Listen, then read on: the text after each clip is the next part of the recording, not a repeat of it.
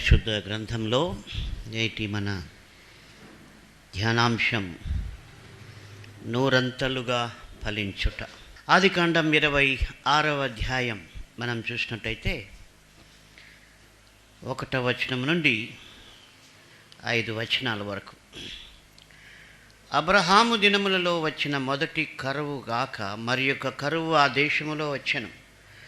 అప్పుడు ఇస్సాకు గెరారులోనున్న ఫిలిస్తీన్ల రాజు అయిన అబీమెలెకు నొద్దకు వెళ్ళెను. అక్కడ యెహోవా అతనికి ప్రత్యక్షమై, నీవు ఐగుప్తులోనికి వెళ్ళక నేను నీతో చెప్పు దేశమందు నివసించుము. ఈ దేశమందు పరవాసివై ఉండుము. నేను నీకు తోడయుండి నిన్ను ఆశీర్వదించెదను. ఏలైనగా నీకును నీ సంతానమునకును ఈ దేశములన్నీ ఇచ్చి నీ తండ్రి అయిన అబ్రహాముతో నేను చేసిన ప్రమాణము నెరవేర్చి ఆకాశ నక్షత్రముల వలె నీ సంతానమును విస్తరింపచేసి ఈ దేశములన్నీ నీ సంతానమునకు ఇచ్చెదను. నీ సంతానం వలన సమస్త భూలోకములోని సమస్త జనులు ఆశీర్వదింపబడుదురు. ఏలైనగా అబ్రహాము నా మాట విని నేను విధించిన నా ఆజ్ఞలను, నా కట్టడలను, నా నియమములను గైకొననని చెప్పెను. 12వ వచనం. ఇస్సాకు ఆ దేశమందున్న వాడై విత్తనము వేసి ఆ సంవత్సరము 100 ఫలము పొందెను. యెహోవా అతన్ని ఆశీర్వదించును గనుక ఆ మనుష్యుడు గొప్పవాడాయను.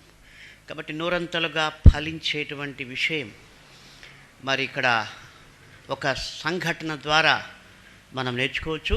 కాబట్టి మనం వింటుండగా ప్రభు మన జీవితాలను కూడా 100 ఫలింప చేయనట్లు ప్రార్థన చేసుకుందాం. దయగల ప్రభా, మీ వాక్యం మేము ధ్యానిస్తుండగా నాయన మేము 100 ఫలించుటకు ఏం చేయాలో, మరి 100 ఫలించిన ఇస్సాకు ఏం చేశాడో గమనించి మేము ఆ ప్రకారం నడుచుకోవడానికి సహాయం చేయమని, మీ ప్రియకుమారుని యేసుక్రీస్తులో మమ్మల్ని 100 ఫలింప చేయమని మీకే మహిమ చెల్లిస్తూ యేసు నామమున ప్రార్థిస్తున్నాము తండ్రి, ఆమేన్. 100 ఫలించుట చాలా ఇంట్రెస్టింగ్ టాపిక్. ప్రతి మనిషి ఫలించాలని కోరుకుంటాడు, కానీ 100 ఫలించటం అంటే అది గొప్ప ఆశీర్వాదం. ఆ యొక్క 100 ఫలించటం అన్నటువంటిది యేసు ప్రభు స్వయంగా చెప్పినటువంటి మాట. కాబట్టి ఆ యొక్క మాటను మనం ధ్యానిస్తూ ఈ పాత నిబంధనలో ఇస్సాకు జీవితంలో జరిగినటువంటి ఒక సంఘటన ద్వారా మనము 100 ఫలించాలంటే ఏం చేయాలి, ఇస్సాకు ఏం చేశాడు అన్న విషయాల్ని మనం గమనించినట్టయితే ఇక్కడ మనం 12వ వచనంలో చూస్తున్నాం ఇస్సాకు 100 ఫలించినాడని.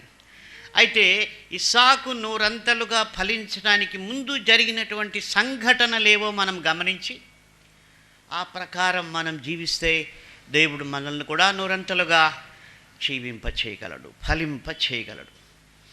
కాబట్టి ఫలించాలని ఆశ ప్రతి ఒక్కరికి ఉంటుంది. 100 ఫలితం అంటే చాలా ఆశ ఉంటుంది. అయితే ఇక ఇస్సాకు లైఫ్లో మనం దాన్ని చూడొచ్చు. మనం చదువుకున్నటువంటి యొక్క 26వ అధ్యాయంలో మనం చూసినట్టయితే ఒక కరువు వచ్చింది. ఇస్సాకు దినాల్లో కరువు వచ్చింది. గమనించండి, 100 ఫలించటానికి ముందు జరిగింది ఏంటంటే ఇస్సాకు కాలంలో కరువు వచ్చింది. కాబట్టి విశ్వాస జీవితంలో మనం 100 ఫలించటానికి ముందు ఒక కష్టకాలం అన్నటువంటిది, ఒక ఇబ్బందికరమైనటువంటి విషయం అన్నటువంటిది మన జీవితంలో చోటు చేసుకునే అవకాశం ఉంది. ఎందుకంటే ఇస్సాకు 100 ఫలించడానికి ముందు ఆయన కాలంలో ఒక కరువు వచ్చింది, కష్టం వచ్చింది, ఇబ్బందికరమైనటువంటి పరిస్థితి వచ్చింది.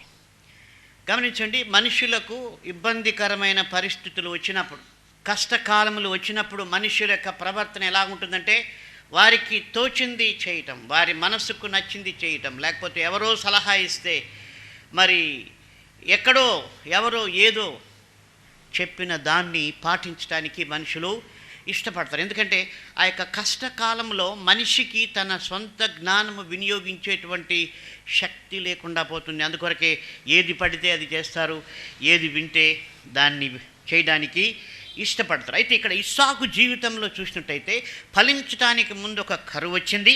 అయితే ఆ కరువులో దేవుడు అతనికి ప్రత్యక్షమై, 2వ వచనం, అక్కడ యెహోవా అతనికి ప్రత్యక్షమై, నీవు ఐగుప్తులోనికి వెళ్ళక నేను నీతో చెప్పు దేశమందు నివసించుము, ఈ దేశమందు పరవాసివై ఉండుము, నేను నీకు తోడయుండి నిన్ను ఆశీర్వదించెదను. కాబట్టి ఇక్కడ ఆ యొక్క కరువు కాలంలో మనుషులందరూ కూడా ఐగుప్తులోకి వెళ్తూ ఉన్నారు. ఎందుకంటే ఐగుప్తులో ఆహారం సమృద్ధిగా ఉంది, లేకపోతే ఐగుప్తులో ఉన్నటువంటి పరిస్థితి ఇతర ప్రాంతాల్లో ఉన్నటువంటి పరిస్థితి కంటే మెరుగ్గా ఉంది. కాబట్టి మరి వాళ్ళు ఐగుప్తుకి చాలామంది వెళ్తున్నారు. అంటే మనుషుల యొక్క చాయిస్ ఏంటంటే వాళ్ళ కంటికి కనిపించింది, it is a better place అనుకున్నారు, వాళ్ళు వెళ్తున్నారు. అది సహజం. అనంతపూర్ డిస్టిక్లో చాలా వరకు కరువు ఉంటుంది. కాబట్టి ఆ డిస్టిక్లో ఆ సంవత్సరం పంటలు పండకపోతే వాళ్ళు సహజంగా ఏం చేస్తారంటే తిరుపతి, హైదరాబాద్, బెంగళూరు ఈ ప్రాంతాలకు వెళ్ళిపోతారు. ఎందుకంటే కరువు కాలంలో ఇవి బెటర్ ప్లేసెస్. కాబట్టి అక్కడ కూడా ఆ యొక్క కరువు కాలం వచ్చినప్పుడు మనుషులు సహజంగా ఐగుప్తుకి వెళ్తున్నారు.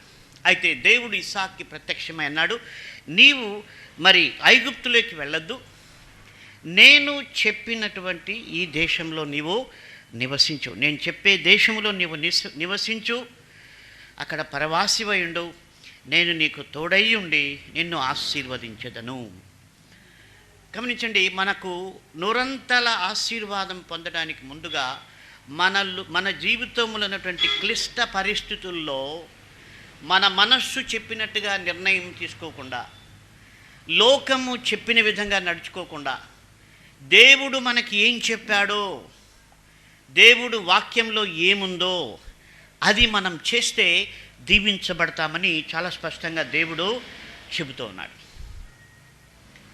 కాబట్టి మనం నూరంతలుగా ఫలించాలంటే మన క్లిష్ట పరిస్థితుల్లో మన మనస్సు చెప్పింది వినకూడదు, ఇతరులు లోక సంబంధమైనటువంటి సలహాలు కాదు, దేవుని వాక్యం ప్రకారం మనము నడుచుకోవాలి. గమనించండి, ఒకవేళ ఐగుప్తుకి పోయిన వాళ్ళు తాత్కాలికమైన ఆహారము పొంది వారు బ్రతికి ఉండొచ్చు, కానీ దేవుని మాట విన్నప్పుడు ఇస్సాకు యొక్క జీవితం ఏమవుతుందంటే ఆయన దీవించబడి ఆయన ద్వారా సమస్త జనములు దీవించబడేట్టుగా దేవుడు అతన్ని దీవించాడు. కాబట్టి ఈ లోక ప్రకారము ఈ లౌక్యంతో మనిషి బతికిపోవచ్చు, అయితే అతనికి నిరీక్షణ లేదు. చనిపోయిన తర్వాత ఆ మనుషులు ఎక్కడ పోతారో నిరీక్షణ లేదు. అతని ద్వారా అతనికి అతని కుటుంబానికి మాత్రమే ప్రయోజనం, కానీ క్రీస్తునందు ఉన్నటువంటి వ్యక్తికి మరి చనిపోయిన తర్వాత కూడా నిరీక్షణ ఉంది. అతనికి అతని కుటుంబానికి మాత్రమే కాక అతని ద్వారా సమస్త జనములకు దీవెన విస్తరించబడుతుంది. అది క్రీస్తులో ఉన్నటువంటి ప్రత్యేకత. కాబట్టి మనం నూరంతలుగా ఫలించాలంటే మన కష్ట సమయంలో దేవుని మాట వినాలి, ఎక్కువ చదవాలి, ప్రభు ఏం చెప్తే అది చేయాలి. అయితే ఇక్కడ మనం దేవుడు ఇస్సాకును దీవిస్తూ ఆయన చెప్పిన తర్వాత ఒక ఆశ్చర్యమైనటువంటి మాట మనకు కనిపిస్తుంది. 4వ వచనం, ఆయన బ్లెస్సింగ్ చెప్తూ, ఏలైనగా నీకును నీ సంతానమునకును ఈ దేశములను ఇచ్చి నీ తండ్రి అయిన అబ్రహాముతో నేను చేసిన ప్రమాణము నెరవేర్చి ఆకాశ నక్షత్రముల వలె నీ సంతానమును విస్తరింపచేసి ఈ దేశములన్నీ నీ సంతానమునకు ఇచ్చెదను. నీ సంతానం వలన భూలోకములోని సమస్త జనులు ఆశీర్వదింపబడుతారు. కాబట్టి ఇది క్రీస్తులో ఉన్న ఆశీర్వాదం. ఐగుప్తుకు వెళ్ళిన వాళ్ళు ఏదో బతకచ్చు, చనిపోవచ్చు, అయిపోయింది. కానీ ఇక్కడ దేవుని మాట విన్నటువంటి ఇస్సాకు ద్వారా మరి సమస్త జనులు దీవించబడుతున్నారు. అయితే 5వ వచనం చాలా ఇంపార్టెంట్. నేను చాలా ఆశ్చర్యపోయాను. అంటే దేవుడు ఇస్సాకుతో మాట్లాడుతున్నాడు. ఇస్సాకు ఫెయిత్ఫుల్గా దేవుని మాట విన్నాడు. దేవుడు ఆయన బ్లెస్సింగ్ని మల్టిప్లై చేస్తున్నాడు. అయితే దానికి కారణం చెప్తున్నాడు. ఇక్కడ మనం జాగ్రత్తగా వినాలి. 5వ వచనం అంటే దేవుడి మాటలన్నీ ఇస్సాకుతో చెబుతూ, ఏలయనగా అంటే ఇదంతా నేను ఎందుకు చేస్తున్నానంటే ఏంటి, నిన్ను ఆశీర్వదించి నిన్ను విస్తరింపచేసి నీ ద్వారా సమస్త జనులను నేను ఎందుకు ఆశీర్వదిస్తున్నానంటే, ఏలయనగా అబ్రహాము నా మాట విని నేను విధించిన దాని నా ఆజ్ఞలను, నా కట్టడలను, నా నియమములను గైకొనెనని చెప్పెను. కాబట్టి ఇక్కడ ఇస్సాకు పైన వచ్చినటువంటి ఆ యొక్క బ్లెస్సింగ్ కారణం, లేకపోతే ఇస్సాకు నూరంతలుగా ఫలించడానికి ఒక మూల కారణం ఏంటంటే అబ్రహాం అని దేవుడు చెబుతూ ఉన్నాడు. అబ్రహాము ప్రధానమైన కారణము. తర్వాత ఇస్సాకు దేవుని మాట విని ఐగుప్తుకు పోకుండా దేవుడు చెప్పినట్టుగా చేశాడు, అది రెండవ కారణం. గమనించండి, ఇక్కడ ఇస్సాకు దీవించబడ్డానికి ప్రధానమైన కారణము అబ్రహాము అని దేవుడు స్వయంగా చెబుతూ ఉన్నాడు. కాబట్టి ఈ లోకంలో మనము దీవించబడ్డానికి బైబిల్ ఏం చెప్తుందంటే ప్రధానమైనటువంటి కారణం, దేవుడు మనల్ని ప్రేమించడానికి, దీవించడానికి, అభివృద్ధిపరచడానికి, నూరంతలుగా ఫలింప చేయడానికి ప్రధానమైనటువంటి కారణం ఏంటంటే క్రీస్తు ప్రభువు. ఆయన మన కొరకు సిలువపై చనిపోయి తిరిగి లేచి ఆయనను బట్టి మనకు దీవెన. అందుకొరకే యేసు నామమున ప్రార్థిస్తున్నాము తండ్రి. అంటే మన ప్రివిలేజ్ ఏం లేదు అక్కడ, మన పేరుకి ఏమి అక్కడ వాల్యూ లేదు, మన పేరుకి అక్కడ వాల్యూ ఏం లేదు. ఇస్సాకుకి ఆ వాల్యూ ఎలా వచ్చిందంటే అబ్రహాంను బట్టి వచ్చింది. కాబట్టి అబ్రహాం యొక్క ఒబీడియన్స్ ఇస్సాకు యొక్క దీవెనకు కారణమైంది. క్రీస్తు దేవునికి విధేయత చూపి శిలువ మరణం వరకు తాను తగ్గించుకోవడం వలన ఆయన ద్వారా మనకు దీవెన లభిస్తోంది. అయితే ఇక్కడ మనం చేయాల్సింది ఏంటంటే క్రీస్తు మాటకి ఇప్పుడు మనము లోబడాలి. అంటే ఇస్సాకు ఎలాగైతే అబ్రహాము కుమారుడిగా దేవుని మాటకు లోబడ్డాడో, అంటే లోకమంతా చేస్తున్నట్టుగా పోకుండా, లోకులందరూ బతికినట్టుగా బతకకుండా దేవుని మాట కొరకు బ్రతికాడో, అలాగే ఇప్పుడు మనం ఏం చేయాలంటే క్రీస్తు మాట కొరకు మనం బ్రతకాలి. ఆయన మాట చొప్పున మనం జీవిస్తే తప్పక నూరంతలుగా ఫలిస్తాం. యేసు ప్రభు కూడా ఈ నూరంతలు అన్నటువంటి విషయాన్ని గురించి ఆయన మాట్లాడినట్టుగా మనం చూస్తాం. మార్కు సువార్త 10వ అధ్యాయం 29వ వచనంలో యేసు ప్రభు అన్నాడు, అందుకు యేసు ఇట్లనెను, నా నిమిత్తమును సువార్త నిమిత్తమును ఇండ్లనైనను అన్నదమ్ములనైనను అక్క చెల్లెండనైనను తల్లిదండ్రులనైనను పిల్లలనైనను భూములనైనను విడిచినవాడు ఇప్పుడు ఇహమందు హింసలతో పాటు నూరంతలుగా ఫలము పొందుతాడని, నిత్య జీవము పొందుతాడని యేసు ప్రభు చెప్తున్నాడు. కాబట్టి ఈ నూరంతల ఫలింపు అన్నటువంటిది ఎక్కడో ఆది కాండంలో ఇస్సాకు జీవితంలో మనకు అనిపిస్తుంది. మరి అబ్రహాము యొక్క ఆశీర్వాదాన్ని క్రీస్తు మనుషుల మీదకి తీసుకుని వచ్చాడు. అప్పుడైతే అబ్రహాము యొక్క ఆశీర్వాదము ఇస్సాకుకు పరిమితమైంది, ఇస్సాకుకు మాత్రమే పరిమితమైంది. అబ్రహామును బట్టి మరి ఇస్సాకు ఆ యొక్క ఆశీర్వాదాన్ని ఆయన పొందాడు. ఇప్పుడైతే క్రీస్తును బట్టి మనమందరం కూడా ఆ యొక్క ఆశీర్వాదానికి పాత్రులుగా చేయడానికి ప్రభు మన కొరకు చనిపోయి తిరిగి లేచాడు. అయితే ఇక్కడ కూడా ప్రభు అంటున్నాడు ఈ నూరంతలుగా ఫలించటానికి. గమనించండి, ఇస్సాకు నూరంతలుగా ఫలించటానికి దేవుని యొక్క మాటకు విధేయుడయ్యాడు. కాబట్టి యేసు ప్రభు కూడా మంచి విత్తనాల ఉపమానం గురించి మాట్లాడుతూ ఆయన అంటున్నాడు, మంచి నేలను విత్తబడిన వారెవరనగా వాక్యము విని దానిని అంగీకరించి 30 60 100 ఫలించువారని చెప్పాను. కాబట్టి ఇక్కడ ఇస్సాకు ఫలించటానికి అబ్రహాము యొక్క మాటకు విధేయుడయ్యాడు. ఆయన విన్నాడు, అవలంబించాడు, ఫలించాడు. కాబట్టి మన జీవితంలో కూడా నూరంతలుగా ఫలించాలంటే క్రీస్తు మాట వినాలి, అవలంబించాలి. అయితే ఇక్కడ ఇంకొక మాట లూకా సువార్తలో ఆ మాటని మరింత లోతుగా వివరిస్తూ ఆయన చెప్తున్నాడు 8:15, మంచి నేల నుండి విత్తనమును పోలిన వారెవరనగా యోగ్యమైన మంచి మనస్సుతో వాక్యము విని దానిని అవలంబించి ఓపికతో ఫలించువారు.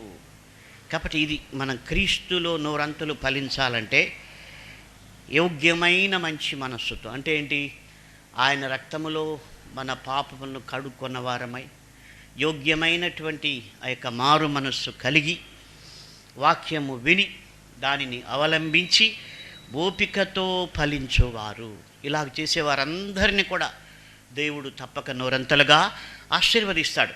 తిరిగి మనం ఇస్సాకు జీవితంలోకి వెళ్ళినట్టయితే ఈయనలో ఇవన్నీ కనిపించాయి. ఏంటి? ఆ యొక్క వాక్యాన్ని యోగ్యమైన మనసుతో విన్నాడు, తండ్రిని గౌరవించి, మరి మంచి మనస్సుతో, యోగ్యమైన మంచి మనస్సుతో వాక్యం విన్నాడు, దాన్ని అవలంబించాడు, దేవుడు చెప్పినట్టు చేశాడు. అంతేకాదు ఓపికతో ఫలించాడు. అది ఇస్సాకు జీవితంలో మనం చూస్తాం. ఆదికాండం 26వ అధ్యాయంలోనే మనం చూసినట్టయితే 19వ వచనం, మరియు ఇస్సాకు దాసులు ఆ లోయలో త్రవ్వగా జలలు గల నీళ్ల బావి దొరికెను. అప్పుడు గెరారు కాపరులు ఇస్సాకు కాపరులతో జగడమాడి, ఈ నీరు మాదే అని చెప్పిరి గనుక వారు తనతో కలహించినందున అతడు ఆ బావికి ఏషేకను పేరు పెట్టాను. ఇక్కడ గమనించండి, వారు మరి ఒక బావి త్రవ్వినప్పుడు కష్టపడి బావి తవ్వారు. ఆ గెరారులో ఉన్నటువంటి వాళ్ళు వచ్చి, ఈ నీళ్లు మావి, మీకు చెందవు అని గొడవపడి ఆ నీళ్లు వీళ్ళకు ఉపయోగపడకుండా వాళ్ళు స్వాధీనం చేసుకున్నారు ఆ యొక్క బావిని. అయితే మనం అన్నాం కదా, మరి యోగ్యమైన మంచి మనస్సుతో వాక్యం విని ఓపికతో ఫలించువారు. ఇస్సాకు ఇక్కడ ఆ యొక్క ఓపిక ఉంది, అందుకొరకే వాళ్ళతో గొడవ పడకుండా ఆయన ఇంకో చోటుకి వెళ్ళి బావి తవ్వాడు. అది 21లో, వారు మరి యొక్క బావి తవ్వినప్పుడు దాని కొరకును జగడమాడిరి కనుక దానికి సిత్నాను పేరు పెట్టాను. కాబట్టి మళ్ళీ వాళ్ళు వచ్చి గొడవ పడ్డారు. అయితే ఇక్కడ మళ్ళీ ఇస్సాకు ఓపికతో, గమనించండి, బావి తవ్వడం అంటే చాలా కష్టం. ఇప్పుడు మనం బోర్లకు అలవాటు పడిపోయాం కాబట్టి ఈ బోరు వేయడం చాలా సులభం. అయితే బావిలు, మేము చిన్నప్పుడు బావిలు తవ్వడం అంటే అప్పుడు ఈ బోర్ మిషన్స్ ఏం లేవు, టెక్నాలజీ లేదు. మనుషులే అందరూ కూడా, ఒక 10 మంది మనుష్యులు ఆ బావిని తవ్వుతూ, ఒక్కొక్క మూల నుంచి ఒక్కొక్కరు తవ్వుతూ వెళ్తున్నప్పుడు చాలా ప్రయాసంతో కూడిన పని. కొన్ని చోట బండలు వస్తాయి. మరి ఇప్పటిలాగా బండలు పగలగొట్టే టెక్నాలజీ అప్పుడు లేదు. వాళ్ళ మొత్తము ఆ బండ చుట్టూ మన్ను తీసేయటము, లేకపోతే సొత్తులతో ఆ బండ కొట్టి అది తీసుకుంటూ మరి బావి తవ్వటం. దాదాపు మామూలుగా నీళ్లు లేని చోట అయితే ఒక్క చోట 40 అడుగులు కూడా బావి తవ్వుతారు. మా భాషలో అక్కడ 6 మట్టలు అంటారు. అంటే ఒక మనిషి నిలబడితే 6 ఫీట్ వచ్చేసి ఒక మట్టు, 6-7 మట్టలు ఆ యొక్క బావి తవ్వుతారు. అంటే చాలా కష్టంతో కూడిన పని. నేను చెప్పదలుచుకుంది అంటే it is a very difficult work. అయితే అంత కష్టపడి ఆ బావిని తవ్వితే వాళ్ళు వచ్చి ఇది మాది మీది కాదంటున్నారు. సరే, ఆయన అన్నాడు వీళ్ళతో గొడవ ఎందుకు అని చెప్పి వెళ్ళిపోయి ఇంకొక బావి త్రవ్వితే అక్కడ కూడా వాళ్ళు గొడవ పడ్డారు. కాబట్టి ఇక్కడ చూస్తాం ఆయన ఎంత ఓపిక ఉంది. ఆయన నూరంతలుగా ఫలించాడన్న వాక్యం మనకి ఇష్టం, కానీ ఆయన ఎంత ఓపికతో ఫలించాడు, ఎంతగా దేవుని వాక్యానికి లోబడ్డాడు, ఎంతగా ఆయన తండ్రిని గౌరవించాడు, ఇవన్నీ కూడా మనం మర్చిపోతాం. మనకు నూరంతలు కావాలి కాబట్టి ఆయన ఓపికతో ఆయన మళ్ళీ ఇంకొక బావి తవ్వాడు. 22వ వచనం, అతడు అక్కడి నుండి వెళ్ళి మరి ఒక బావి తవ్వించెను, దాని విషయమై వారు జగడమాడలేదు గనుక ఇప్పుడు యెహోవా మనకు ఎడము కలుగజేసి ఉన్నాడు గనుక ఈ దేశమందు అభివృద్ధి పొందుదు అనుకొని దానికి రహెబోతను పేరు పెట్టెను. కాబట్టి దేవుడు గమనించండి, ఫస్ట్ టైమే ఇస్సాకును బ్లెస్ చేసి ఉండొచ్చు. అయితే అక్కడ 2 సార్లు ఆయన విశ్వాసం టెస్ట్ చేయబడింది. అయితే ఆయన వెనుకాడలేదు. 3వసారి కూడా బావి తవ్వించాడు. చెప్పాలంటే ఫ్రస్ట్రేషన్ కదా. ఫస్ట్ టైం చాలా కష్టపడి తవ్వితే ఇది మాది అని చెప్పినప్పుడు కొంతమంది అక్కడ ఉంటే ఇంకా జీవితంలో మనం బావి తవ్వేదొద్దు, ఎందుకు తవ్వాలా, ఎందుకు బాధ, ఎందుకు కష్టం, ఎందుకు నష్టం అనుకుంటాం. బట్ ఆయన సెకండ్ టైం కూడా చేశాడు. ఒకవేళ సెకండ్ టైం కూడా ఎవరైనా చేస్తే 3వసారి కూడా కష్టపడడానికి మోస్ట్లీ 100కి 5 మంది కూడా ఇష్టపడకపోవచ్చు. అయితే ఆయనలో యొక్క ఓపిక ఉంది. అదే బైబిల్ చెప్తుంది. నువ్వు ఫలించాలంటే నీ జీవితంలో ఈ యొక్క ఓపిక నీకు అవసరం. వాక్యం వినాలి, యోగ్యమైన మనసుతో అవలంబించాలి, ఓపికతో ఫలించాలి. కాబట్టి ఇస్సాకు నూరంతలుగా ఫలించడానికి ఎంత ఓపిక. 3 సార్లు బావి తవ్వించాడు ఆయన. 3 సార్లు. చాలా కష్టమైనటువంటి పని. కాబట్టి మనం ఇప్పుడు టెక్నాలజీలో మనకు ఆ కష్టం అర్థం కాదు. బట్ ఆయనలో అది ఎందుకు దేవుడు అనుమతించాడంటే maybe to increase patience in his life. కాబట్టి దేవుడు కొన్నిసార్లు మన జీవితంలో కరువు ఇచ్చేది ఎందుకంటే, లేక వైరస్ వచ్చేది ఎందుకంటే మనము ఆయన మాట వినాలని. ఎందుకు కొన్ని క్లిష్ట పరిస్థితులు, కొన్ని ప్రాబ్లమ్స్, ఎందుకు మన జీవితంలో కొన్ని కొట్లాట్లు, జగడాలు, ఇసాకు జీవితంలో వచ్చినట్టుగా ఆ జగడాలు, కొట్లాట్లు ఎందుకు వస్తాయంటే you should learn patience. You cannot behave as other people behave. నువ్వు ఫైట్ చేయడానికి లేదు. వివాదానికి దూరంగా ఉండుట నరులకు ఘనతని సొలొమోను చెప్పాడు. కాబట్టి ఈ యొక్క వాక్యాన్ని మనం ఏం చూస్తున్నామంటే యాక్చువల్గా సామెతలు ఎప్పుడు రాశాడు? సొలొమోను చాలా కాలం తర్వాత, అబ్రహాము కాలంలో కాదు, ఇక ఇస్సాకు కాలంలో కూడా కాదు. చాలా చాలా గ్యాప్ ఉందన్నమాట. చెప్పాలంటే మేబీ 1000 years హిస్టారికల్గా వెళ్తే about 1000 years, more than 1000 years gap ఉంది. ఇక్కడ ఇస్సాకు జీవితానికి, మరి ఇక సొలొమోను రాసినటువంటి సామెతలకి. అయితే పరిశుద్ధాత్మ దేవుడు రాయించాడు కాబట్టి మరి వాళ్ళ జీవితాల్లో ఈ క్వాలిటీస్ అన్నీ కూడా మనం చూడగలం. కాబట్టి దేవుని ఆత్మ నిన్ను నడిపిస్తే నీకు ఈ క్వాలిటీస్ ఉండాలి. ఒకవేళ నీ క్వాలిటీస్ నా వల్ల కాదనుకుంటున్నాము, but you should pray to God. అది దేవుని యొక్క చిత్తం. అసలు దేవుడు నీ జీవితంలో ఆ కష్టకాలం అనుమతించిందే దాని కొరకు, టు బ్లెస్ యూ స్పిరిచువలీ. మరి ఆ యొక్క ఇస్సాకుకు అంత ఓపిక ఎట్లా వచ్చింది? అక్కడ ఉన్నటువంటి పరిస్థితుల వలన. కాబట్టి మనం క్రీస్తు ద్వారా నూరంతలుగా ఫలించుటకు మనం ఎన్నిక చేయబడ్డాం. అబ్రహాము ద్వారా ఇస్సాకు ఎన్నిక చేయబడినట్టు దేవుడు క్రీస్తు ద్వారా మనుష్యులను తన దీవెనకు ఎన్నికగా చేశాడు. అయితే మనము క్రీస్తు మాట వినాలి, అవలంబించాలి, ఓపికతో ఫలించాలి. అప్పుడు నూరంతలుగా, అంటే మనం ఏదేదైతే క్రీస్తు కొరకు పోగొట్టుకున్నాము. చాలామంది భక్తులు క్రీస్తు కొరకు ఈ దినాల్లో తక్కువ, కానీ ఓల్డెన్ డేస్లో క్రీస్తును నమ్మితే వాళ్ళ ఇంట్లో వాళ్ళు తరిమేసేవాళ్ళు. నన్ను కూడా మా అమ్మ తరిమేశారు 1985లో. ఇంట్లో ఎవరిని ఉన్నిచ్చేవాళ్ళు కాదు. ఆ కాలంలో క్రిస్టియానిటీ అంటే ఒక లో క్యాస్ట్ కమ్యూనిటీ. కాబట్టి మేము ఆ యొక్క వీవర్స్ కాబట్టి నువ్వెందుకో ఆ కులంలో పోయినావు, తక్కువ కులంలో అని చాలామంది మరి మా ఇంట్లో వాళ్ళు వెళ్ళేశారు. అయితే అప్పుడు దేవుని వాక్యం ఏం చెప్తుంది? నా నిమిత్తం నువ్వు తల్లిదండ్రులను, అక్కలను, అన్నలను పోగొట్టుకుంటే, భూములను పోగొట్టుకుంటే, ఇండ్లను పోగొట్టుకుంటే నూరంతలుగా వాళ్ళకి లోకంలో దొరుకుతాయన్నట్టు.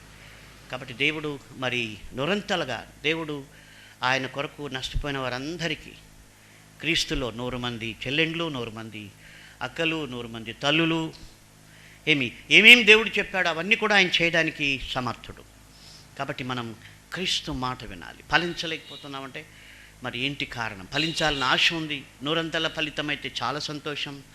అయితే ఇక్కడ ఇస్సాకు జీవితం మనకు మాదిరిగా ఉంది. క్రీస్తు మాటకు మనం లోబడదాం. మన కరువు కాలంలో, వైరస్ కాలంలో, కలహాల కాలం, ఇస్సాకు ఈ 3 గుండా పోయాడు. ఏంటి? కరువు గుండా పోయాడు, ఇబ్బందులు కూడా పోయాడు, కలహం. ఈ ప్రాసెస్లో పోయినప్పుడు దేవుడు ఆయన్ని బ్లెస్ చేశాడు. మనకేంటంటే ఆకాశం నుండి ఒక్కసారిగా బ్లెస్సింగ్ మన పైన ఊడి పడాలి అని మనం కోరుకుంటాం. అయితే దానికి ఒక ప్రాసెస్ దేవుడు పెట్టాడు. ఆ ప్రకారం మనం జీవిస్తే దేవుడు మనల్ని దీవిస్తాడు. అందుకొరకే క్రీస్తు మనల్ని ప్రేమించి మన కొరకు ప్రాణం పెట్టి చనిపోయి తిరిగి లేచాడు. అలాగున ప్రభు మనల్ని దీవించునుగాక. ప్రార్థించుకుందాం. దయగల ప్రభువా, మిమ్మల్ని స్తుతిస్తూ ఉన్నాం. మేము విన్న వాక్య ప్రకారం జీవించుటకు సహాయం చేయండి. అవును తండ్రి, అబ్రహాం యొక్క ఆశీర్వాదాన్ని పొందడానికి ఆ దినాల్లో ఇస్సాకు ఎన్నిక చేయబడ్డాడు. అయితే ఆ తర్వాత మీరు అబ్రహాముకు వాగ్దానం చేసిన రీతిగా క్రీస్తు ద్వారా అబ్రహాము యొక్క ఆశీర్వాదాన్ని ప్రపంచమంతటా మీరు తీసుకుని వచ్చారు. కాబట్టి నూరంతలుగా ఇస్సాకు ఫలించడానికి ముందుగా కరువు కాలంలో, కష్టకాలంలో, వివాదాల కాలంలో ఆయన ప్రయాణం చేశాడు. కాబట్టి మా జీవితంలో కూడా నూరంతలు ఫలించడానికి మరి మేము అన్ని సమయాల్లో కూడా మీ వాక్యము విని, యోగ్యమైన మంచి మనసుతో మీ వాక్యము విని దానిని అవలంబించి ఓపికతో మీ ద్వారా ఫలించుటకు మీ మహాకనికరం మాపై ఉంచుమని, మందుకు అడ్డుగా ఉన్న ప్రతి పరిస్థితిని మీరే దయచేసి తొలగించుమని యేసు దయగల నామమున ప్రార్థిస్తున్నాము తండ్రి, ఆమేన్. ప్రభు అయిన యేసుక్రీస్తు నామమున అందరికీ వందనములు. నా పేరు మోహన్ బాబు. బెంగళూరు పట్టణంలో తెలుగు సంఘమునకు పాస్టర్గా పనిచేయచ్చు ఉంటున్నాను. దేవుడు ఆంధ్ర రాష్ట్రంలో ఉన్నటువంటి ఆయన సేవకులైన గాలి గంగరాజు గారి ద్వారా దేవుని వాక్యమును కంఠస్థము చేయటానికి అవకాశాన్ని కొన్ని సంవత్సరాల నుంచి కల్పిస్తూ ఉంటున్నారు. మరి నూతనముగా వారు 30 వచనాలను దేవుని సేవకులు కంఠస్థము చేసి చెప్పినట్లయితే వారికి ఆర్థిక సహకారంగా 1000 రూపాయలను, విశ్వాసులు 30 వచనాలను కంఠస్థము చేసి చెప్పినట్లయితే ఆర్థిక సహకారంగా 500 రూపాయలను పంపిస్తామని వారు ప్రణాళికను చేశారు. ఇది సత్యం. ఈరోజే దేవుని సేవకుడైన నేను 30 వచనాలను, వారు నిర్ణయించినటువంటి 30 వచనాలను కంఠస్థము చేసి జూమ్ యాప్లో సేవకుల ముందు చెప్పడం జరిగినది. వారు చెప్పినట్లుగానే 1000 రూపాయలను నా అకౌంట్కి పంపించడము జరిగినది. కాబట్టి ఈ యొక్క వీడియోను చూస్తున్నటువంటి సేవకులు అయినటువంటి మీరందరూ కూడా మీరు దేవుని వాక్యాన్ని కంఠస్థము చేయవలసిందిగా, అదేవిధంగా విశ్వాసులతో కూడా దేవుని వాక్యములను కంఠస్థము చేయించవలసిందిగా ప్రభువు పేరట మనం చేయించు ఉంటున్నాను. యేసుక్రీస్తు నామమున అందరికీ వందనాలు. నా పేరు షారా, తాడిపత్రి బెరాక ప్రార్థనా మందిరం. నేను గంగరాజ్ అంకుల్ ఇచ్చిన 70 కంఠత వాక్యాలు నేర్చుకున్నాను. అందుకు అంకుల్ వెంటనే నాకు ప్రైజ్ మనీ ట్రాన్స్ఫర్ చేస్తున్నారు. ఆత్మీయంగా ఎదగడానికి అంకుల్ ఎంతో సహాయపడుతున్నందుకు అంకుల్కి ఎంతో వందనాలు. దేవుని వాక్యం నేర్చుకొని ఆత్మీయంగా ఎదిగి దేవుని మహిమ చూడాలని అందరికీ కోరుకుంటున్నాను. దేవుని నామానికి స్తోత్రాలు. పాస్టర్ గారికి, వారి కుటుంబ సభ్యులకి నా వందనాలు. పాస్టర్ గారు 70 వాక్యాలు ఇచ్చారు కంటత పెట్టమని. నేను వాటన్నిటిని కంటత పెట్టి ఎంతో ఆత్మీయంగా బలపరచబడ్డాను. పాస్టర్ గారు ఇచ్చిన ఈ మంచి అవకాశాన్ని సద్వినియోగం చేసుకున్నాను కాబట్టి పాస్టర్ గారికి నా ధన్యవాదాలు. నేను ఎంతో ఆత్మీయంగా ఎదిగాను, దేవుని ప్రేమలో ఫలించబడ్డాను. కాబట్టి మీరు కూడా ఈ పాస్టర్ గారు ఇచ్చిన వాక్యాలన్నింటినీ కంటత పెట్టి ఆత్మీయంగా బలపరచబడాలని మీ అందరినీ కోరుకుంటున్నాను. నా పేరు పద్మజ. ప్రభు యొక్క మహాకృప వలన మరియు నా భర్తగారైన పాస్టర్ గాలి గంగరాజు గారి ప్రేరేపణ వలన పరిశుద్ధ గ్రంథంలోని 1000 వాక్యములు కంఠాపాఠము చేసినాను. ప్రభు యొక్క కృప వలన మా పిల్లలందరితో కూడా బైబిల్ వాక్యములు కంఠాపాఠము చేయించినాము. మా 2 కుమారులు డేవిడ్ కరుణాకర్, జేమ్స్ కరుణాకర్ మరియు మా కుమార్తెలు గ్రేస్, మెర్సీ, బ్యూలా 1000 వాక్యములు కంఠాపాఠం చేసినారు. తల్లిదండ్రులందరూ కూడా బైబిల్ వాక్యములు కంఠాపాఠం చేసి తమ తమ పిల్లలందరితో కూడా బైబిల్ వాక్యములు కంఠాపాఠం చేయించుట గొప్ప ఆశీర్వాదము. అట్టి కృపను దేవుడు అందరికీ అనుగ్రహించవలనన్న ఉద్దేశముతో ద బైబిల్ ఫౌండేషన్ సంస్థ స్థాపించబడింది.